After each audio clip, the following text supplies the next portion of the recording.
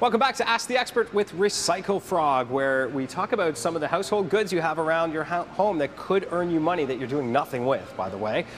Give us a call, 613-789-6559, extension 2803. What do you have lying around the house? We can help you out with maybe identifying whether or not that has some worth. Ottawa.morning@ctv.ca and Facebook, CTV Ottawa Morning Live. You can send your questions there. Let's talk about this, David.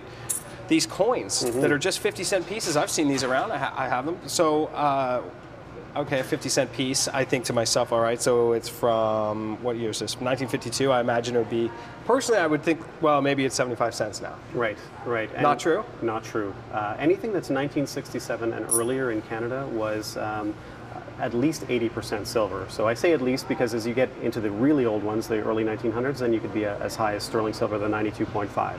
So each one of those coins as a melt value coin, and we'll talk about the differentiation between melt value versus collector or numismatic, is you've got about maybe 12 times the face value there. So you're looking at about, what, $7 or so? Wow. $6, $7 for every one of those coins. That's just the silver content in there. That's for the 50-cent piece we're talking about there. I've even seen some dimes too, even from, if you have a ton of them, all from pre-1967. 67. Yeah. So there you go. The real challenge though, and I always, and we'll talk a little bit about sort of the do's and don'ts, but one of the don'ts is, when you're looking for a good gold and silver buyer, and they're going to be looking at buying your coins, you want to make sure that they're going to help you identify the coins that are worth more than just the silver content. Yeah. Because that's the trick, right? So when I look at this, I see it and I have no idea. There's always, sometimes they have the tiniest little misprint or something, and this particular coin, who knows, goes up in value to what? Hundreds of dollars maybe, or for thousands, all I know. And how easy would it be for, and how tempting would it be for a business owner who does recycling to pull this out, know what it is, and then not tell you? Say, yeah, we give this for the 50-cent piece, and away you go. All the time. Yeah. Unfortunately, especially the ones that are coming in from out of town that don't have any real roots in the community, don't necessarily care as much about their community. What they end up doing is they'll literally, buy everything that's put in front of them as scrap material and just convince the consumer that there's no value beyond that. That's dangerous for consumers.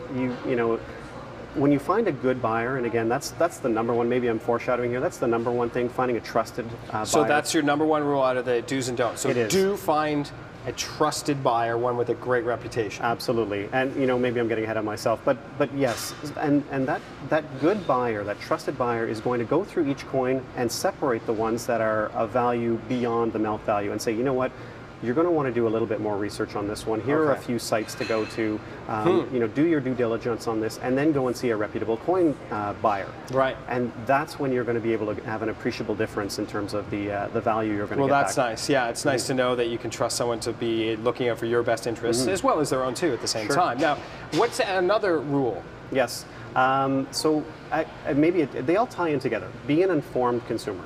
Okay. I would say, they're neck and neck in terms of 1 and 2. If you're an informed consumer, the chances are you're going to have better chances of finding a good, reputable, trusted gold buyer. But being an informed consumer is, know the process of what's involved.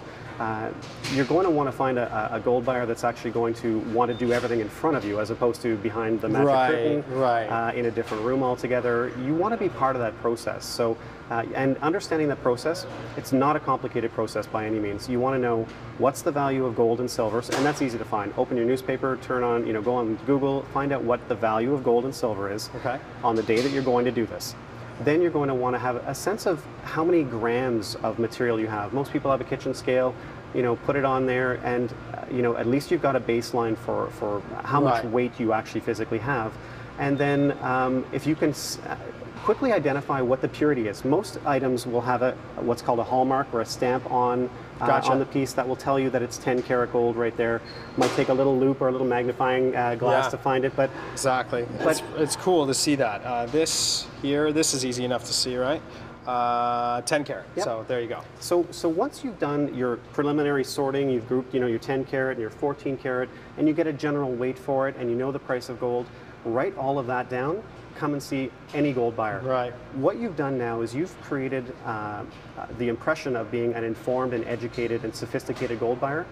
Now, the good gold buyers, that doesn't matter. They're going to treat you fairly anyway. Right. The bad ones are now going to look at you and put you in that different category and say, okay, I can't really take advantage of you that much. And that's an important thing to do. Gotcha. So you want to protect yourself and knowledge is power, and it always is, isn't always, it? always. Yeah, and money in this case. Right, exactly, and that's what's interesting to me. Tell me about, you alluded to some roots in the community, and, and that automatically kind of connects to reputation, which then connects to being someone who cares about their customers. Right. You actually have an initiative going on this week in conjunction with the Chio Barbecue. Well, we've done, a couple of years ago, we introduced a program called our Gold Drive fundraising program, and we've had hundreds of those events over the past couple of years. Just a wonderful way for us to give something back to the community. We've always said internally that doing good is good business, and this is our way of sort of walking that talk. This week, what we're doing is, for every customer that comes to any one of our events from now until Sunday, or to our office at the World Exchange Plaza, we're going to donate $10 for every single customer that accepts our offer to purchase their material. $10? That is just unbelievable. We hope it adds up. So does everybody. And you can go to our website. They're all listed on our website as well, where we're going to be over the next 7 days. So, how much does the typical person bring in? What do you see in terms of a volume? It really does range, but the average consumer typically has about $350 to $400 of actual physical gold and silver in their home. Okay. Scrap stuff, the stuff they don't want anymore. They might have more of the things that they still wear and like, but the stuff that they just don't care about anymore and potentially could be recycling is between $350 and $400. The other thing I wonder about is, what if it has a stone in it? Good question. That's actually very popular. What we do is we don't buy any stones. We're not certified gemologists. We don't pretend to be. A couple of things can happen. We'll either physically remove the stone immediately and give it back, as long as there's no risk of damaging the stone, and we want to make sure we don't damage those stones before we give them back. The other thing is, if someone came in, this is a good example. There's no real resale value to something like this. But if you came in with a really pretty engagement ring with a nice simple design and stone, that's not the kind of thing we would buy. We would actually then refer you to another reputable buyer who could then help sell that on consignment for you. That's nice. Okay, so that's fantastic. Listen, we have Christine on the line, and she actually has a question, Christine, about something your mother gave you. Is that right? My grandmother. Grandmother. Oh, okay, and it's from a particular country. Christine, what's the story here? Well, actually, when I was younger, I used to look at a lot of my grandmother's so-called dust collectors, and she gave me a couple. And they were actually marked as made in occupied Japan. Oh. And I was wondering if they had any value. Wow, interesting. You know, we were talking off camera about some of the interesting things that we see, and we'll maybe get into that in the last segment, but that does sound quite interesting. I would personally want to do a little bit more research on that before I took it to anyone. Right. And it's actually fairly easy, Christine. I would, if you have access to the internet or know somebody who does, or go to one of the local libraries, just type that in, maybe even a description of what that piece is, into a Google search browser window, and then you're going to be amazed at what comes up. There may be images of exactly what you have in your possession and a little bit more information about that particular piece. Oftentimes people come into our office with things like that, and I might actually do that on, you know, the really interesting part about that question was the word occupied. I think that's going to, that could mean nothing, and it could be just worth the value of the gold or whatever it is. It's definitely worth bringing in and checking out after you've done the little Google search. And that goes back, ties back into the being an informed consumer. I personally, you know, if I'm going to be hiring a contractor to do my basement, I'm going to do a ton of research on them and get references and things like that. If you have an interesting piece like that, why not take 10 minutes, 15 minutes, type it into Google, and you'll be amazed at the power of the internet. If you have a question, we'd love to hear it. Phone call 789-6559, extension 2803, ottawa.morning@ctv.ca. Go ahead and email it, or CTV Ottawa Morning Live. This is where you find Recycle Frog, World Exchange Plaza, Suite 1150. Drop by there with your goods, and they'll give you a quote and see if you can do business.